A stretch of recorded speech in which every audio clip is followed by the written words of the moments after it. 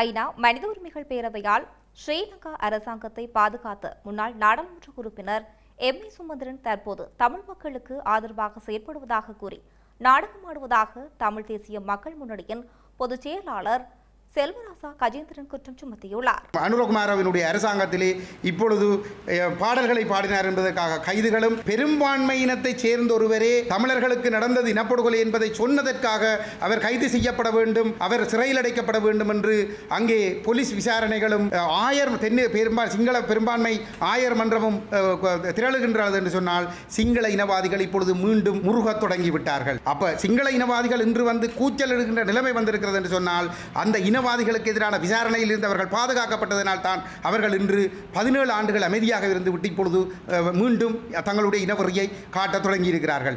இவர்களுக்கு எதிராக கடந்த காலத்திலே அந்த விசாரணைகள் ஆரம்பிக்கப்பட்டிருந்தால் இந்த இனவாதிகள் தமிழர்களுடைய காலிலே மண்டியிட்டு தங்களை மன்னித்துக் கொள்ளுங்கள், உங்களுக்கு உரிமை தருகிறோம், உங்களுடைய பொறுப்புக்கூறல், உங்களுக்கு நடந்த குற்றங்களுக்காக நாங்கள் என்ன பிராயச்சித்தம் செய்கிறோம் என்று சொல்லி இணக்கத்துக்கு வர வேண்டிய ஒரு நிலைமையை ஏற்படுத்தி இருக்க முடியும். ஆகவே இந்த இனவாதிகளுக்கு எதிரான விசாரணைகளை தடுத்து நிறுத்தி காலத்தை கடத்தி இவர்களை பாதுகாத்து விட்ட சுமந்திரன் இன்று இதற்கு பொறுப்பு கூற வேண்டிய ஒரு இடத்திலே கைது செய்யப்பட்ட இளைஞனுக்கு வாதாடுவதாக நாடகமாடி கைது செய்வதற்கான சூழலை தொடர்ந்து தக்க வைத்து விட்டு இன்று கைது செய்யப்பட்டவருடைய விடுதலைக்கு வாதாடுவதாக நாடகமாடிக்கொண்டிருக்கிறார்.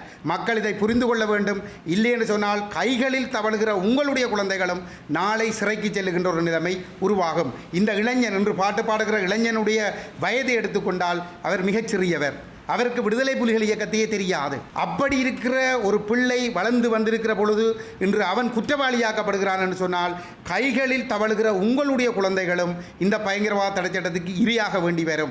இதற்கு இரையாகுவதற்கான அடித்தளத்தை இட்டு கொடுத்த சுமந்திரன் போன்றவர்களும் அவரோடு உடந்தையாக இருந்தவர்களும் மக்களால் இனங்காணப்பட்டு நிராகரிக்கப்படுகின்ற நிலைமை உறுதிப்படுத்தப்பட வேண்டும்.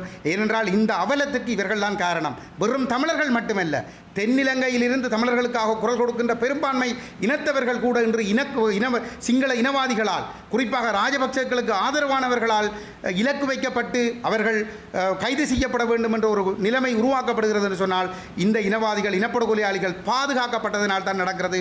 இவர்களை பாதுகாப்பதற்கு காரணமான சுமந்திரனும் அவரோடு சார்ந்தவர்களும் இதற்கு பொறுப்பு கூற செய்யப்பட வேண்டும். இதை மக்கள் மனதிலே வைத்துக் கொள்ள வேண்டும்.